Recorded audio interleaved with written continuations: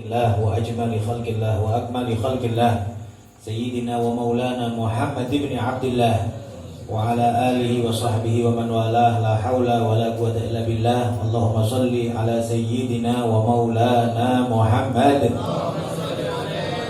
صلاة نأمن بها المرهوب وندرك بها المطلوب وعلى آله وأصحابه وكل من إليه منسوب اللهم صل على سيدنا ومولانا محمد صلاة عبد قلت حيلته ورسول الله وسيلته وأنت لها يا إلهي ولكل كرب عظيم ففرج عنا ما نحن فيه بسر أسرار بسم الله الرحمن الرحيم أما بعد أحبابنا الكرام أساتذتنا الأعزاء hadirin ikhwanana hadirat yang dimuliakan oleh Allah Subhanahu wa taala. Syukur alhamdulillah atas semua anugerah dan nikmat yang telah diberikan oleh Allah Subhanahu wa taala kepada kita. Nikmat zahir maupun nikmat batin, nikmat jasmani atau nikmat rohani, yang harapan besar kita mudah-mudahan semua anugerah dan nikmat ini selalu disertai oleh Allah hidayah dan taufik darinya, sehingga kita mengharapkan dalam semua nikmat adalah bentuk keterikatan nikmat tersebut dengan kenikmatan yang kekal abadi kelak di surganya Allah Subhanahu wa taala. Mudah-mudahan semua nikmat mengarah kepada ridhonya Allah Subhanahu wa taala. Tidak sedikit nikmat yang mengarah kepada murka Allah karena yang memiliki nikmat tersebut tidak pandai di dalam menyikapi dalam nikmat. Bahkan sebetulnya hakikat baik nikmat atau musibah, hakikatnya adalah kembali kepada sikap yang memilikinya. Bisa jadi nikmat ketika dia salah di dalam menyikapi berubah menjadi musibah. Demikian juga musibah, kalau dia pandai di dalam menyikapi, bisa jadi musibah tersebut menjadi nikmat yang besar. Maka hakikatnya sebetulnya nikmat dan musibah adalah bentuk gambaran belaka yang hakikatnya adalah kembali kepada hati seorang muslim, hati seorang mukmin. Disinilah pentingnya menguatkan iman. Disebutkan dalam hadis Rasulullah sallallahu alaihi wasallam, "Ajaban bi sya'nil mu'min, kullu amrihi khair. In asabathu sarra syakar fakana khairan lah, wa in asabathu dharra sabar fakana khairan lah." Sungguh indah, sungguh ajaib, sungguh mengagumkan keadaannya orang mukmin. Semua keadaan orang mukmin itu baik. Kalau dia dapat kenikmatan, dia syukur. Syukurnya baik untuk dia. Kalau dia dapat musibah, dia pun sabar, dan sabar itu pun juga baik untuk dia. Maka selama iman kita kokoh, selama iman kita kuat, selama iman kita mengikuti rel yang digariskan oleh baginda Nabi Muhammad sallallahu alaihi wasallam, insya Allah setiap saat kita bergelimang dari nikmat ke nikmat, keadaan apapun, sampai kepada sempurnanya nikmat. Harapan besar kita yaitu di surganya Allah Subhanahu wa taala. Sehingga Sayyidah Asiyah radhiyallahu anha, istrinya Fir'aun, beliau berdoa, Rabbi ibnili indaka baitan fil jannah wa najjini min fir'auna wa amalih. Ya Allah, bangunkan untukku di sisimu rumah di surga. Kenikmatan dia di dunia, dia jadi istrinya Fir'aun, yang disebutkan dalam beberapa tafsir bahwa kamarnya saja itu dengan kelebaran 40 dirok kali 40 dirok. 40 dirok itu 20 meter kira-kira kelebaran, 20 meter kali 20 meter.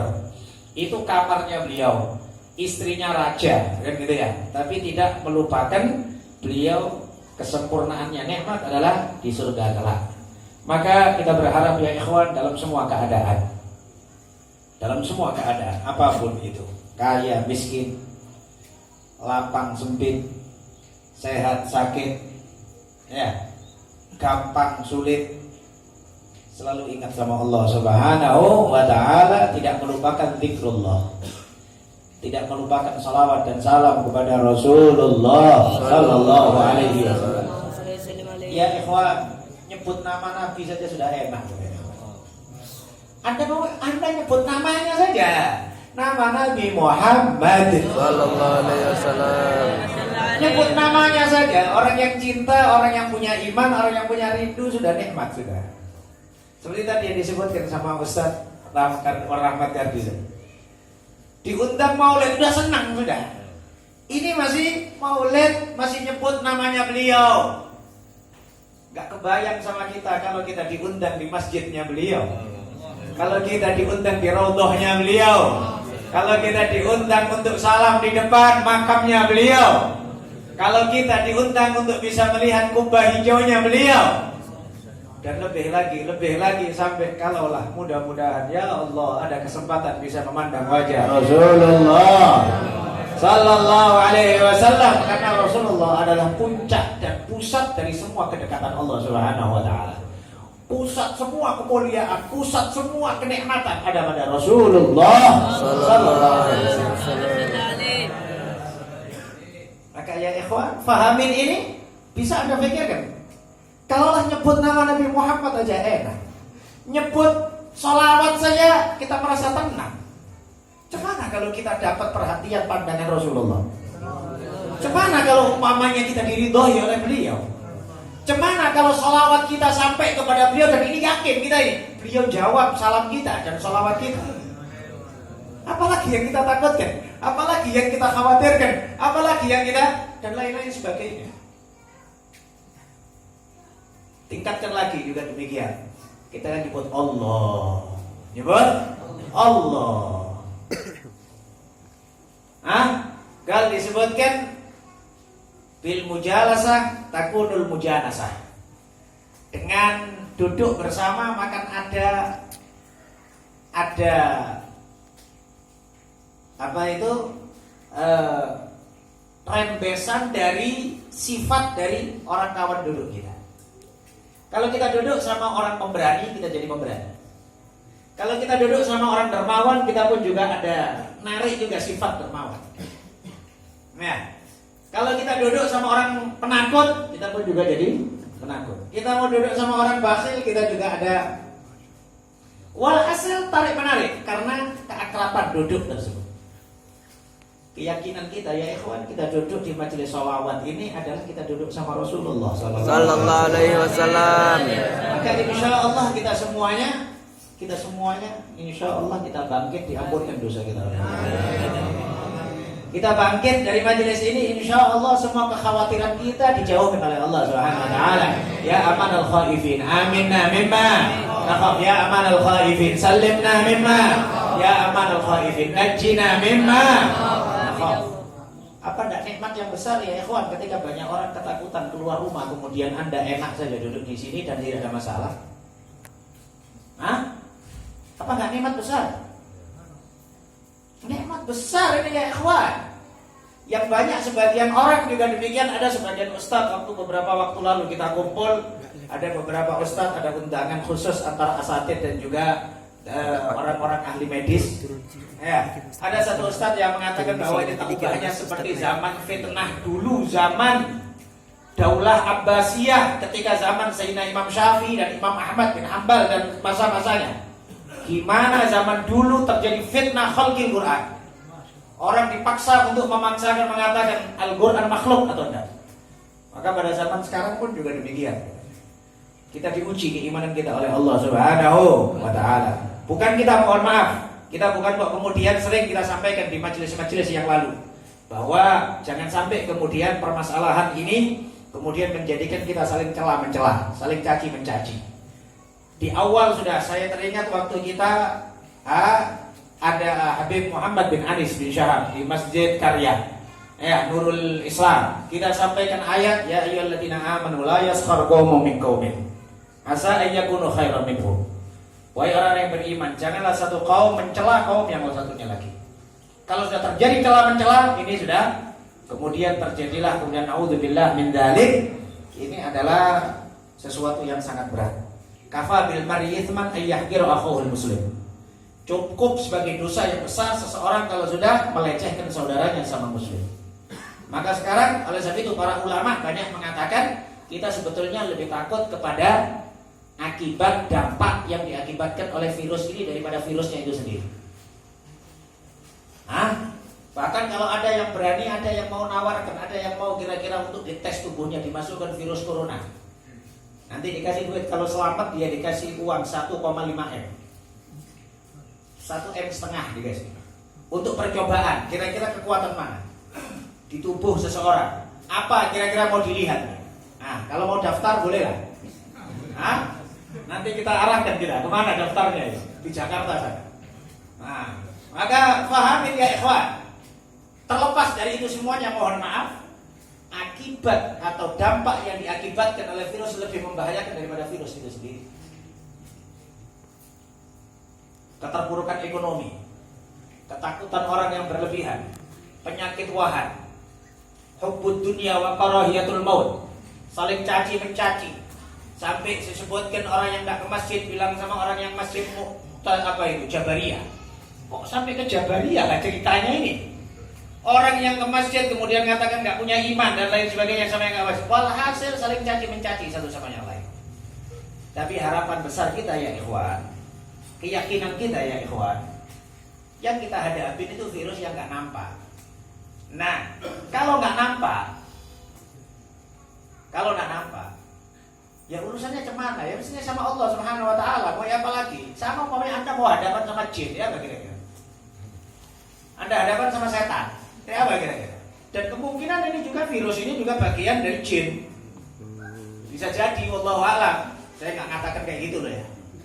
Tapi walhasil arti jin sendiri adalah istitar, tertutup. Maka kemungkinan juga besar, kemungkinan juga ada pengaruh-pengaruh untuk tambah mempengaruhi kekhawatiran orang, kekhawatiran semua manusia. Sehingga Allah Subhanahu wa taala berfirman dalam surat Al-Mujadilah, "Innaman najwa minasyaitan liyahzunal ladzina amanu wa laysa bidarrihim syai'an illa biiznillah." Sesungguhnya banyaknya omongan ini adalah dari setan. Hah? Yang positif 4.000 sekian.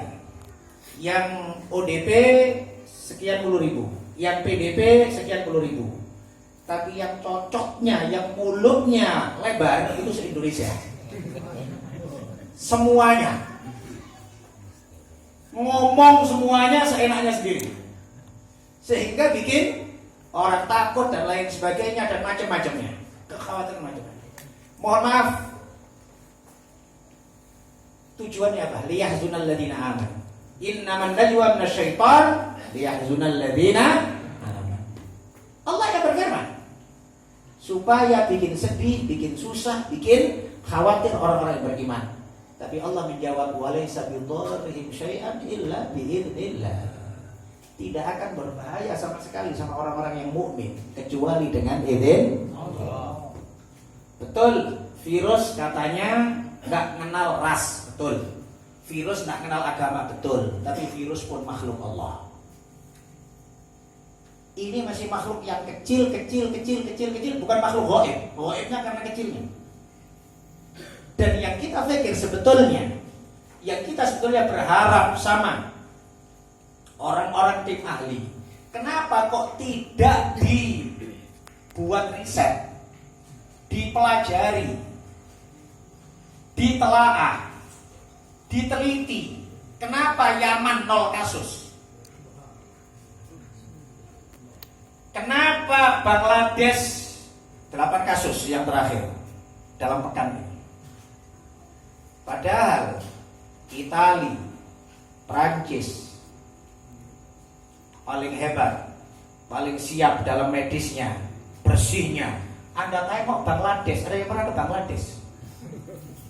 Hah? Belum. Mohon maaf ya. Bandaranya saja, Anda turun bandara, Anda bisa nengok tai kuda.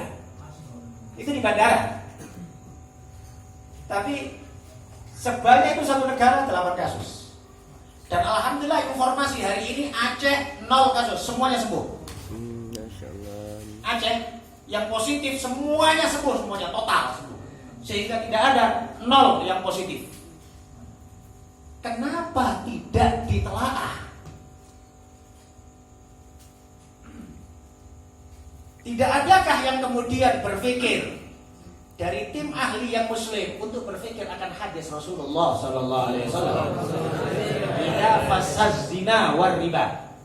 Kalau zina dan riba sudah merata di satu daerah, maka akan banyak mati mendadak. Nah sekarang Italia berapa banyak zina, Perancis berapa banyak zina, kayak gitulah umpamanya kita pikir. Maka walhasil ya ikhwan, kita tidak bahas akan hal tersebut, tapi garis besarnya kita bersyukur kepada Allah Subhanahu wa taala dalam semua keadaan. Mudah-mudahan yang sehat tetap sehat walafiat insyaallah. Daerah yang di zona merah dan zona merah mudah-mudahan diangkat bala oleh Allah Subhanahu wa taala, penyakit oleh Allah Subhanahu wa taala. Husnudzan kita kepada Allah Subhanahu wa taala secepatnya insyaallah, apalagi bentar lagi mau masuk bulan suci Ramadan ya. Meskipun sebetulnya dalam hati ya kepinginnya secepat mungkin ini malam hilang pun bisa ya, kan gitu kan ya. Tapi mestinya ada proses. Mudah-mudahan insyaallah Allah Subhanahu wa taala memandang dengan pandangan ridhonya insyaallah, apalagi dengan berkatnya baginda Nabi Muhammad sallallahu alaihi wasallam. Ada seorang ulama yang menganjurkan untuk banyak-banyak membaca ana fi jahi Rasulillah sallallahu alaihi wasallam, ana fi jahi Rasulullah, aku di dalam kemuliaannya Rasulullah sallallahu alaihi wasallam. Kalau orang dalam kemuliaannya Rasulullah sallallahu alaihi wasallam, maka pasti dalam penjagaan Allah Subhanahu wa taala. Disebutkan dalam qasidah Burdah Al-Busiri, wa man takun bi Rasulillahi nusratuhu in talqahul usdu fi ajamiha tajimi. Barang siapa yang pertolongannya itu adalah dalam pandangan Rasulullah. Dia dalam pandangan Rasulullah. In talqahul usdu fi ajamiha tajimi. Kalaupun dia berada di kandang singa, kalaupun dia di kandang macan pun, macan akan tunduk sama dia karena dia dipandang ridho oleh Rasulullah sallallahu alaihi wasallam. Ini pembicaraan pasti untuk orang yang beriman dan terjadi sama sahabat. Sayyidina Usamah maula Rasulillah, dulu budaknya Rasulullah. Sayyidina Usamah, Sayyidina Safinah maula Rasulillah, dulu budaknya Rasulullah, kemudian dimerdekakan oleh Rasulullah. Dalam satu perjalanan beliau kemudian tersesat. Subhanallah, dalam ketersesatannya beliau sama beberapa rombongan nampak macan, ketakutan kawan-kawannya. Kemudian ini Sayyidina Safinah bilang, wahai ya Abul Harith itu bahasa orang Arab menyebut macan. Macan, ana Safinah, aku Safinah maula Rasulullah, budaknya Rasulullah. Aku ada urusan yang diperintah oleh Rasulullah, tunjukkan jalan, aku tersesat. Kemudian macan tersebut sambil kepalanya ngangguk-ngangguk, noleh-noleh kayak gini diantar. Sampai kemudian sampai di jalanan yang sudah umum, kemudian yubasbis, ekornya dikibas-kibaskan kayak pamit gitu ya. Kayak pamit, ini singa atau macan ini balik lagi. Kalau Sayyidina Abdullah bin Abbas juga demikian pernah terjadi di jalan antara Mekah dengan Taif. Ada macan di pinggir jalan. Kalau semua orang ketakutan. Kalau kemudian dipegang sama Sayyidina Abdullah bin Abbas telinganya, ya Abul Harith, aku sudah bilang jangan ganggu orang-orang muslim di jalannya. Balik lagi kau. Dijewer sama Sayyidina Abdullah bin Abbas, balik. Maka ya ikhwan, sebetulnya ya ikhwan, yang kita takutin mestinya yang disebut oleh Allah Subhanahu wa taala musuh itu cuma satunya. Apa itu? Setan. Inna syaitana lakum aduwwum mubin. Udah, itu saja yang pastinya musuh kita itu, yang perlu kita ekstra hati-hati. Adapun yang lain ya ikhwan, enggak ada yang musuh sama kita ya ikhwan.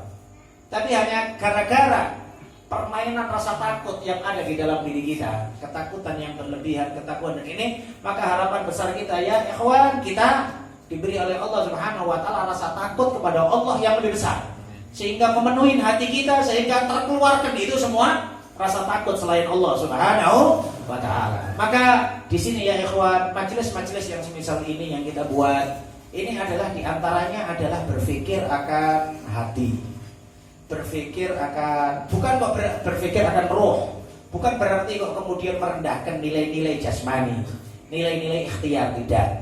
Tadi kita sampaikan, kalau berhubungan dengan virus ya, mohon maaf, virus itu nggak nampak.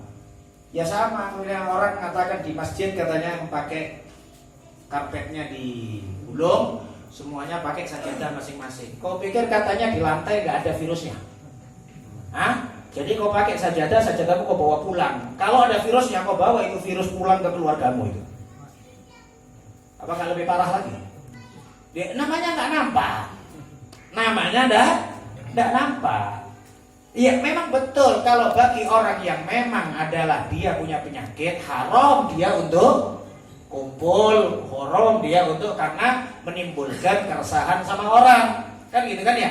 Tapi ya ikhwan, ada juga tingkatan-tingkatan orang yang mungkin dia lebih kuat iman sama Allah Subhanahu wa taala. Subhanallah, Rasulullah sendiri dalam menjelaskan tentang masalah ini di dalam satu teks hadis ya. Dalam satu redaksi hadis, Nabi bersabda la adwa wala tiyarata wala hamata wala safar wa firra minal majdum firaraka minal kasad. Itu satu redaksi hadis. La adwa tidak ada penyakit menular, wala tiyarata tidak ada burung-burungan, wala hama itu burung apa ya? Yang kalau katanya orang dulu kalau bersuara malam hari ada orang mati baginya. Burung apa itulah? Ya, pokoknya gitulah. Kan ada zaman dulu ada burungnya berarti ada tetangga mati. Siapa yang mati malam ini ya? Kayak gitu. Wala sofar, dan juga tidak ada bulan kesialan sofar. Zaman jahiliyah mengatakan sofar itu bulan sial, sehingga mereka nggak mau di sofar itu bepergian, di sofar itu bangun rumah, di sofar itu kawin. Itu zaman jahiliyah nggak ada. Subhanallah, sampai Rasulullah menghapus itu kesialan sofar sampai nikahnya Sayyidina Ali sama Sayyidah Fatimah di bulan sofar. Nikahnya Sayyidina Ali sama Sayyidah Fatimah di bulan Sofar. Yang nikahkan siapa? Ya abahnya lah, Rasulullah yang nikahkan di bulan Sofar terjadinya. Wala Sofar, tidak ada kesialan Sofar. Di teks hadis ini, di redaksi hadis ini langsung wa firra minal majdum firaraka minal hasad. Larilah engkau dari orang yang kena lepra atau kusta, ya, dari orang yang judam seperti kau lari dari singa atau dari macan. Hadis ini awalnya la adwa, tidak ada penyakit menular, tapi maka di sini juga difahamkan juga ketika kita terpaksa, umpama ini, kalau kita terpaksa, kita nggak ngerti umpamanya, kita nggak ngerti di majelis ini ada yang kena virus, mudah-mudahan enggak, lah kan gitu kan ya. Umpama ada, baca doa yang diajarkan oleh Rasulullah. Rasulullah pernah makan satu talam sama orang kusta, satu talam sama orang yang kena judam, satu talam Rasulullah. Tapi Nabi baca doa, Nabi tahu ada orang yang kena judam ini. Tapi hadis yang kayak ini nggak pernah disebut. Ya baguslah kan disebut supaya orang juga hati-hati gitu aja ya. Tapi kita sebutkan supaya kita menambah kekuatan yakin kita. Sering kita sampaikan ikhtiar itu ada zahir, ada batin. Ada ikhtiar zahir penjagaan. Ya mohon maaf mungkin rasanya yang lebih mengkhawatirkan kemungkinan kena virus yang lebih banyak kekhawatiran itu ustaz-ustaz sebetulnya. Kenapa? Ustaz-ustaz itu setiap hari salaman beratus orang, pengajian salaman, di masjid salaman, berapa banyak orang salaman sama dia. Mestinya dia yang lebih mengkhawatirkan kena. Tapi subhanallah, ya alhamdulillah, mudah-mudahan bukan kok menantang, bukan. Tapi itu tadi ada ikhtiar zahir dengan penjagaan. Kita pun juga ya setiap masuk rumah kita cuci tangan, ya kita apa kayak gitu. Tapi ada penjagaan batin. Semisal yang kita sebut salat isya